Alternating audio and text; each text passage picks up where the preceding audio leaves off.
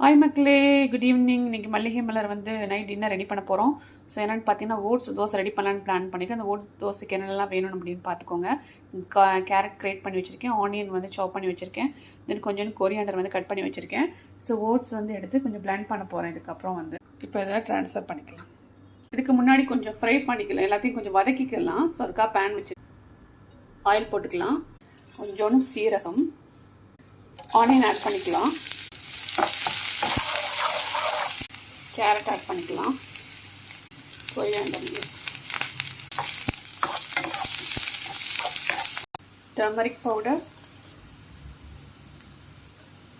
கொஞ்சம் கரம் மசாலா போட்டு நல்லா மிக்ஸ் பண்ணிக்கலாம். கொஞ்சம் சால்ட் பண்ணிக்கலாம், மிக்ஸ் பண்ணிக்கலாம், போட்டுக்கலாம். 2 டேபிள் ஸ்பூன் மாவு